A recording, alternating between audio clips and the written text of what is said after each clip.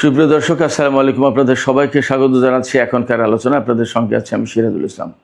দর্শক, মধ্যপ্রাচ্যের প্রায় সব দেশ থেকে আমেরিকা তার নাগরিকদের চলে যেতে বলেছে। তার মানে বড় কিছু হতে যাচ্ছে, সেটা পরিষ্কার বোঝা যাচ্ছে। এদিকে ইরানের সর্বোচ্চ নেতার সামরিক উপদেষ্টা মহসিন রেজাই তিনি ঘোষণা করেছেন, আরও আগামী 2-3 দিন যদি আমেরিকা এইভাবে হামলা অব্যাহত রাখে তাহলে ইরান আক্রমণাত্মক হয়ে উঠবে, অর্থাৎ ইরান আক্রমণে যাবে এবং মার্কিন ঘাঁটিগুলোর উপর সর্বাত্মক ধ্বংসযজ্ঞ চালাবে। তার মানে ইরান এখনও অ্যাকচুয়ালি আক্রমণে যায়নি, তারা বলছে এখনও তারা ডিফেন্সিভ যুদ্ধ করছে। এদিকে গতরাতে ইরান এবং আমেরিকার মধ্যে ব্যাপক সংঘর্ষ হয়েছে। ইরানের বিভিন্ন জায়গায় হামলা চালিয়েছে মার্কিন বাহিনী। এর ভেতর থেকে নতুন ট্রেন্ড হচ্ছে, কুয়েত থেকে ভূমিতে নিক্ষেপযোগ্য ক্ষেপণাস্ত্র নিক্ষেপ করছে মার্কিন বাহিনী ইরানের দিকে। ইরানও পাল্টা জবাব দিয়েছে। কুয়েতে, সৌদি আরবে, বাহরাইনে, সংযুক্ত আরব আমিরাতেও হামলা হয়েছে। সৌদি আরবের তেল ক্ষেত্রে হামলা চালিয়েছে ইরান নাকি ইয়েমেন এটা পরিষ্কার না।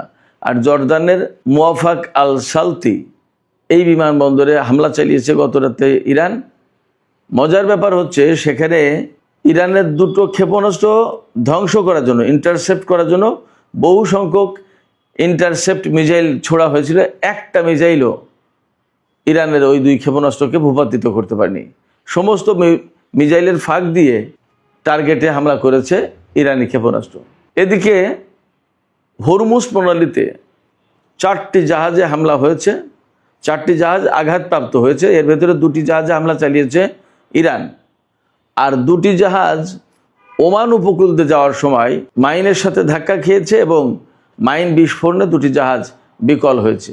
সামগ্রিকভাবে যা পরিস্থিতি তাতে দেখা যাচ্ছে আগামী কয়েকদিনের ভিতরে যুদ্ধের মোড় মারাত্মক আকার ধারণ করতে পারে এবং পুরো মধ্যপ্রাচ্য ভয়াবহ অস্থিতিশীলতার দিকে যাচ্ছে। অর্থনৈতিক করুণ দশার সৃষ্টি হবে এবং মধ্যপ্রাচ্যের তেল এবং গ্যাস ক্ষেত্রগুলো মারাত্মক রকমের ঝুঁকির মধ্যে রয়েছে। এর ভেতরে ইরানের তেল গ্যাস ক্ষেত্রও একইভাবে ঝুঁকির মুখে রয়েছে। সবচেয়ে দুঃখজনক ঘটনা হচ্ছে, এই যুদ্ধে ইরান এবং পারস্য উপসাগরীয় বা আরব দেশগুলোর সম্পদের ক্ষয়ক্ষতি হবে। যুদ্ধ যদি এইভাবে বেসামরিক স্থাপনার দিকে যায়, আমেরিকা কিন্তু তার ভূখণ্ড নিরাপদ রেখেছে। এই বিষয়গুলো আদৌ আরব দেশগুলো বুঝবে কিনা সেটা বড় প্রশ্ন। আমি এই প্রশ্ন রেখেই আজকের আলোচনায় চলে যেতে চাই। আশা করি এই আলোচনা আপনাদের ভালো লাগবে এবং আপনারা শেষ পর্যন্ত সঙ্গে থাকবেন। আর আলোচনা যদি ভালো লাগে তাহলে লাইক, কমেন্ট, শেয়ার করবেন এবং চ্যানেলটি সাবস্ক্রাইব করে সাথেই থাকবেন। দর্শক, চলুন বিস্তারিত আলোচনা করি।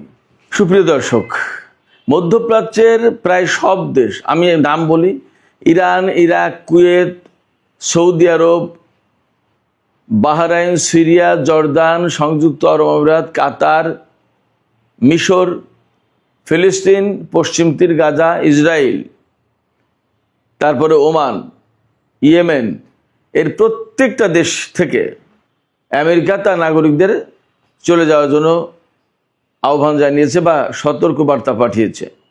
আমেরিকা বলেছে মধ্যপ্রাচ্যের এই সমস্ত দেশে আমেরিকার নাগরিকদের থাকা এই মুহূর্তে মোটেই উচিত হবে না, ঠিক হবে না। দ্রুত তাদেরকে এই সমস্ত দেশের বাইরে চলে যেতে হবে, আমেরিকায় ফিরে যেতে পারে বা অন্য কোথাও, বাট এই সমস্ত দেশ ছাড়তে হবে। তার কারণ হচ্ছে যে খুব শিগগিরই এই সমস্ত দেশে অনেক বেশি পাল্টা হামলার ঘটনা ঘটতে পারে এবং এই সমস্ত দেশে যারা মার্কিন নাগরিক আছে তারা হয়তো আর বের হওয়ার সুযোগ পাবে না, এমনকি বিমানের ফ্লাইট ক্যান্সেল হয়ে যেতে পারে সব। আমেরিকার এই সতর্কবার্তার মধ্য দিয়ে একদম পরিষ্কার হয়ে যায় যে আমেরিকা মধ্যপ্রাচ্যে ভয়াবহ একটা যুদ্ধের দিকে যাচ্ছে এবং ভয়াবহ যুদ্ধের সূচনা করতে যাচ্ছে। আমেরিকা যখন ইরানের বিরুদ্ধে এইভাবে হামলা চালাবে তখন আলটিমেটলি ইরানকেও পাল্টা জবাব দিতে হবে এবং দিতে হচ্ছে, যার প্রেক্ষাপটে মধ্যপ্রাচ্যের দেশগুলো ভয়ঙ্করভাবে সংকটের মধ্যে পড়েছে, অস্থিতিশীল হয়ে পড়েছে, তাদের অর্থনৈতিক কর্মকাণ্ড মারাত্মকভাবে স্থবির হয়ে পড়েছে। এই সমস্ত আরব দেশে যেসব কলকারখানা আছে বা ফ্যাক্টরি আছে বা আদার যা আছে, সেগুলোতে বেশিরভাগই বিদেশি শ্রমিক কাজ করে। তাদেরও কিন্তু জীবন জীবিকা হুমকির মুখে। আমাকে অনেকেই এই ইউটিউব চ্যানেলে বিভিন্ন ভিডিওতে কমেন্ট করে তারা জানায় যে কিভাবে তারা বিপদের ভেতরে আছে, নিরাপত্তাহীনতার ভিতরে আছে, ঝুঁকির মুখে আছে। কেউ কেউ আবার কোনো কোনো দেশের ক্ষয়ক্ষতির খবরও জানায়। যেমন গতকাল জর্ডান থেকে একজন ভাই বলেছেন যে সেখানে বেশ কিছু বিমান ধ্বংস হয়েছে ইরানি হামলায়। তো এই যে আমেরিকা ভয়ঙ্করভাবে মধ্যপ্রাচ্যকে এইরকম একটা খারাপ অবস্থার ভিতরে টেনে নিল, ফেলে দিল, এর দায় নেবে কে? এবং আমরা দেখতেই পাচ্ছি মার্কিন নাগরিকদের দ্রুত সরিয়ে নিচ্ছে। অন্য অনেক দেশের নাগরিকদের সরিয়ে নেওয়ার এরকম সহজ ব্যবস্থা নেই এবং তাদের জীবন জীবিকা মারাত্মক রকমের ঝুঁকির ভিতরে পড়তে পারে। সেক্ষেত্রে আমেরিকা এই যে দেশে দেশে জনপদে জনপদে যুদ্ধ চাপিয়ে দেয়, এর কি অর্থ থাকতে পারে?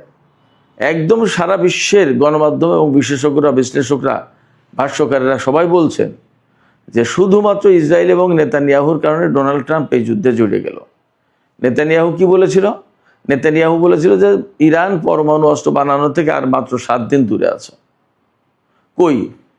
তারপরে যে আরো কত মাস চলে গেল, ইরান তো এখনো পরমাণু অস্ত্র বানানোর ঘোষণা দেয়নি বা কোনো প্রমাণ নেই। তাহলে কি দাঁড়ালো? তো ডোনাল্ড ট্রাম্প আমেরিকার প্রেসিডেন্ট, নেতানিয়াহু যদি তাকে টেনে আনে তাহলে কিভাবে হয়? আমেরিকা চলে কি করে?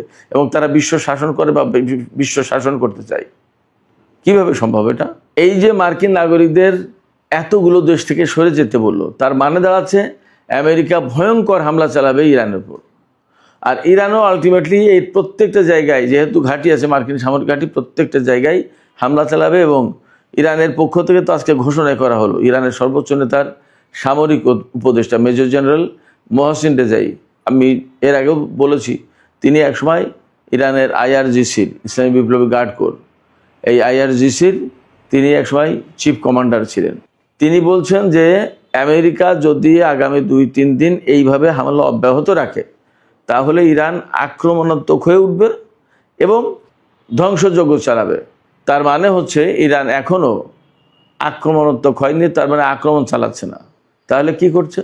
ইরান সবসময় বলছে যে আমরা ডিফেন্স করছি, আমরা ডিফেন্ড করছি আমাদের দেশকে, এটা আমাদের সামনে একটা ডিফেন্স, প্রতিরক্ষা, অর্থাৎ আমাদের দেশকে রক্ষা করছে, আমাদের জনগণকে রক্ষা করছে, আমাদের স্বাধীনতা সার্বভৌমত্ব রক্ষা করছে। তাহলে যদি অফেন্সিভ হয় তাহলে কী করবে? সেই কথাই মোহসিন রেজাই বলেছেন যে আমরা আক্রমণাত্মক হয়ে উঠবো এবং আমরা একেবারে মার্কিন সামরিক ঘাঁটিগুলোকে পুরোপুরি ধ্বংস করে দেব। এটাই মনে হয় আমেরিকায় এই মেসেজটাই নিয়েছে এবং আমেরিকার সামনে হয়তো আছেই, তাদের কাছে গোয়েন্দা তথ্য আছে। এই বছরের পর বছর এই যুদ্ধ চলবে আর ইরানের জনগণকে ক্ষতি করে দিয়ে যাবে, ইরানের সামরিক বাহিনীকে ক্ষতি করবে, ইরানের বেসামরিক অবকাঠামো, তেল গ্যাস, তারপরে বিদ্যুৎ কেন্দ্র, তারপরে বিমানবন্দর, রেল স্টেশন, এগুলো ধ্বংস করবে। এটা তো হয় না। সেক্ষেত্রে ইরান পরিপূর্ণভাবে আক্রমণাত্মক যুদ্ধে যাবে এবং মার্কিন বাহিনীর সাথে চূড়ান্ত যুদ্ধে লিপ্ত হতে পারে। মোহসিন রেজাইয়ের মেসেজ এটা। তাতে দাঁড়াচ্ছে যে আমেরিকাও যেহেতু তাদের নাগরিকদের সরিয়ে নেওয়ার কথা বলছে, তার মানে তারা এইভাবে হামলা চালাবে। আর ইরান যেহেতু বলছে যে তারা আক্রমণাত্মক হয়ে উঠবে এবং মার্কিন ঘাঁটিগুলোর উপরে চরম ব্যবস্থা নেবে, তার মানে দাঁড়াচ্ছে মধ্যপ্রাচ্যে যে সমস্ত দেশে মার্কিন ঘাঁটি আছে তার প্রত্যেকটা দেশে ইরান হামলা চালাবে। এই জায়গা থেকে মোটামুটি বলা যাচ্ছে যে মধ্যপ্রাচ্যটা মানে একেবারে জাহান্নামের আগুনে পরিণত হবে, আগুনের কুণ্ডলিতে পরিণত হতে যাচ্ছে যা পরিস্থিতি। এদিকে গত রাতে ইরান এবং আমেরিকার মধ্যে প্রচণ্ড রকমের সংঘর্ষ হয়েছে। আমেরিকা ইরানের দক্ষিণ অঞ্চলীয় বা উপকূলীয় অঞ্চল, এই উপকূলীয় অঞ্চলে ব্যাপক হামলা চালিয়েছে। ইরানের কোনো কোনো বিমানবন্দরে হামলা চালানো হয়েছে। তো এই সমস্ত হামলার জবাবে ইরান আমেরিকার বিভিন্ন ঘাঁটিতে হামলা চালিয়েছে, বিশেষ করে বাহরাইন, কুয়েতের অনেকগুলো ঘাঁটিতে হামলা চালিয়েছে। তারপরে সংযুক্ত আরব আমিরাত, কাতার, সৌদি আরবেও হামলা হয়েছে তেল স্থাপনার উপরে। সেই হামলা ইরান করেছে নাকি ইয়েমেন করেছে সেটা এখনও পরিষ্কার না। ওপাশে জর্দানেও হামলা হয়েছে। এপাশে গতকালকে আর একটা খবর বেরিয়েছে যে আমেরিকা নাকি ইরানের উপরে ব্যাপক ভিত্তিক হামলা চালানোর জন্য বহু সংখ্যক F-35 এবং F-16 জঙ্গি বিমান এনেছে নতুন করে। তার মানে ইরানের উপরে তারা ব্যাপক হামলা চালাবে। তাই যদি হয় তাহলে ইরানও সেই রকমভাবেই প্রস্তুতি নিচ্ছে এবং ইরান নতুন করে কিন্তু আরাস-2 ড্রোন ব্যবহার করা শুরু করেছে। এই আরাস-2 ড্রোন সম্পর্কে আমি কয়েকদিন আগে কথা বলেছিলাম। অত্যন্ত ধ্বংসযজ্ঞ চালাতে পারে, 2000 কিলোমিটারের বেশি উঠতে পারে এবং ঘন্টায় গতিবেগ হলো 400 কিলোমিটার। তার মানে বেশ দ্রুতগতি সম্পন্ন এবং এই ড্রোনকে মোকাবেলা খুব কঠিন, খুবই প্রযুক্তিগতভাবে উন্নত, আর এর ধ্বংসযজ্ঞ ক্ষমতা, বিস্ফোরণ ক্ষমতা ব্যাপক, আত্মঘাতী কামিকাজে ড্রোন। এই ড্রোনের ব্যবহার ইরান নতুন করে শুরু করেছে। গত পরশুদিন থেকে ইরান এই ড্রোনের ব্যবহার শুরু করেছে। তাতে যুদ্ধক্ষেত্রে ইরান নতুন করে আলাদা রকমের একটা প্রভাব সৃষ্টি করতে চলেছে। ইরান এবং আমেরিকার মধ্যে যখন এরকমের মধ্যপ্রাচ্যে মারাত্মক রকমের যুদ্ধ হচ্ছে, তখন কাতার একটা বক্তব্য দিয়েছে। কাতারের আমির বলেছেন যে এই যে যুদ্ধ, এই যুদ্ধে আমরা কোনো পক্ষে অবস্থান নিতে চাই না, আমরা কারোর পক্ষে কারোর বিরুদ্ধে যুদ্ধ করতে চাই না। তার মানে কাতার কিন্তু পরিষ্কার করে বলে দিল যে তারা আমেরিকার পক্ষে দাঁড়িয়ে ইরানের বিরুদ্ধে যুদ্ধ করবে না। কাতারের পক্ষ থেকে আর একটা ঘোষণা এসেছে, যতক্ষণ পর্যন্ত এই যুদ্ধ বন্ধ না হচ্ছে ততক্ষণ পর্যন্ত তারা আর গ্যাস উত্তোলন করবে না। তার মানে আন্তর্জাতিক বাজারে গ্যাসের দাম আরও মারাত্মকভাবে বেড়ে যাবে, এটা পরিষ্কার বোঝা যাচ্ছে। অবস্থা যখন এমন, তখন হরমুজ প্রণালীতে কিন্তু যুদ্ধ আরও তীব্রতর হয়েছে এবং গতকাল রাতে 4টি জাহাজ আমেরিকার কথা মতো ওমান উপকূল দিয়ে পার হওয়ার চেষ্টা করছিল। তার ভিতরে 2টো জাহাজে ইরান হামলা চালিয়েছে, সেই জাহাজগুলো আর যেতে পারেনি। আর 2টো জাহাজে মাইন বিস্ফোরণ ঘটেছে। ইরান যে ওমান উপকূলের দিকে মাইন পেতে রেখেছে। ইরানের বক্তব্য হচ্ছে যে আমরা যে পথ দেখিয়ে দিয়েছি এই পথে যেতে হবে, হরমুজ প্রণালী পার হতে হলে এই পথে যেতে হবে, এই রুটের বাইরে গেলে তাদেরকে যেতে দেওয়া হবে না। তো কোনো জায়গায় মাইন পেতে রেখেছে আর কোনো জায়গায় খালি আছে, কিন্তু সেদিক দিয়ে গেলেই ইরান হামলা চালাচ্ছে। ফলে আমেরিকা কিন্তু বেসিক্যালি হরমুজ প্রণালীতে বা পারস্য উপসাগরে কোনো জাহাজকে নিরাপত্তা দিতে পারছে না এবং এটা সম্ভব না। আমেরিকার কথা শুনে যে সমস্ত জাহাজ আমেরিকার নির্দেশিত পথে যাবে সে সমস্ত জাহাজ হামলা শিকার হচ্ছে, এটা পরিষ্কার দেখতেই পাচ্ছি। সেক্ষেত্রে হরমুজ প্রণালীতে আসলে ইরান বা আমেরিকা কেউ এককভাবে প্রভাব সৃষ্টি করে এখানে জাহাজে নিরাপত্তা দিতে পারবে আপাতত এই মুহূর্তে তা মনে হচ্ছে না। এখন যেহেতু যুদ্ধের সময়, এই যুদ্ধের সময়ে যা দাঁড়াচ্ছে সেটা হচ্ছে এই যে এক পক্ষ কিছু জাহাজকে নিরাপত্তা দিতে চাইছে আর এক পক্ষ কিছু জাহাজকে নিরাপত্তা দিতে চাইছে। আমেরিকা যে সমস্ত জাহাজকে নিরাপত্তা দিয়ে হরমুজ প্রণালী পার করার চেষ্টা করছে তাদের উপর হামলা চালাচ্ছে ইরান। আর ইরান যে সমস্ত জাহাজকে নিরাপত্তা দিয়ে হরমুজ প্রণালী পার করছে তাদের উপর আমেরিকা হামলা চালাচ্ছে না। আমেরিকা শুধু সেখানে ব্লকেট তৈরি করে রেখেছে ইরানের জন্য। তো ইরান বিকল্প পথে কিভাবে তেল বিক্রি করবে সেটা ইরানের ব্যাপার, ইরান বোঝে। আর স্থলপথ ব্যবহার করবে কিনা সেটাও একটা ব্যাপার, বিশেষ করে চীনের সাথে, পাকিস্তানের সাথে। তো হরমুজ প্রণালীতে এখন আসলে কোনো জাহাজের নিরাপত্তা নেই। শুধু তাই না, গত রাতে উত্তর ভারত মহাসাগরে, তার মানে ওমান, আরব সাগর এর কাছাকাছি সীমায় একটি যুদ্ধজাহাজ হরমুজের দিকে আসার চেষ্টা করছিল, আমেরিকার যুদ্ধজাহাজ। সেই জাহাজকে মেসেজ দিয়েছে ইরানের সেনারা এবং তাৎক্ষণিকভাবে ক্রুজ ক্ষেপণাস্ত্র ছুড়েছে ওই জাহাজের দিকে। এরপরে জাহাজটি পিছু হটে চলে গেছে ভারত মহাসাগরের দিকে, দক্ষিণের দিকে। তো আমেরিকা আসলে একচেটিয়া যুদ্ধ মধ্যপ্রাচ্যে করতে পারছে না এবং পারবেও না। তার অনেকগুলো নজির আমরা দেখতে পাচ্ছি। কুয়েতে যে মার্কিন এয়ারফোর্সের যে ঘাঁটিগুলো আছে, এই সমস্ত ঘাঁটিগুলো একেবারে তছনছ করে দেওয়ার চেষ্টা করছে ইরান। অনেক জায়গায় ইরানের ড্রোন এবং ক্ষেপণাস্ত্র মোকাবেলা করতে পারছে না। আর পারছে না বলেই আজকে কিন্তু কুয়েতের আন্তর্জাতিক বিমানবন্দর বন্ধ ঘোষণা করতে বাধ্য হয়েছে। ফ্লাইট সব রিশিডিউল করা হয়েছে, এখনও পরিষ্কার না কখন ফ্লাইট শুরু হবে। এছাড়া আরও একটা ঘটনা আছে, এই যে আমি একটু আগে বললাম যে জর্দানের মুওয়াফাক আল সালতি বিমানবন্দরে ইরান হামলা চালিয়েছে।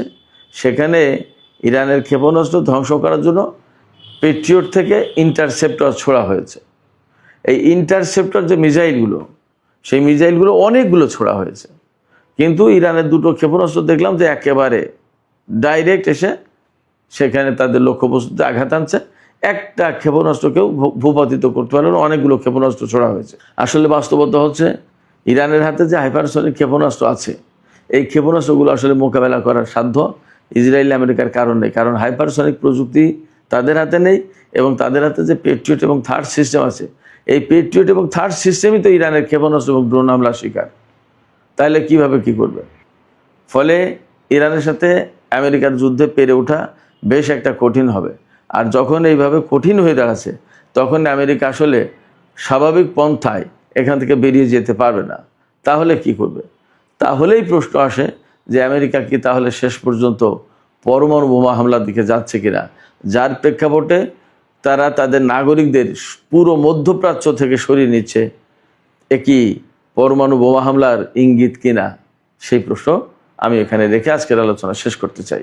দর্শক, আলোচনা শেষের আগে আপনাদের কাছেও প্রশ্ন রাখি, আপনারা কি মনে করছেন আমেরিকা এবং ইরানের যে বর্তমান পরিস্থিতি, যতটা কঠিনভাবে মুখোমুখি অবস্থানে, তাতে কি মনে হয় যে মধ্যপ্রাচ্য থেকে আমেরিকা তাদের নাগরিকদের সরিয়ে নিয়ে ইরানের উপর পরমাণু বোমা হামলা চালাবে?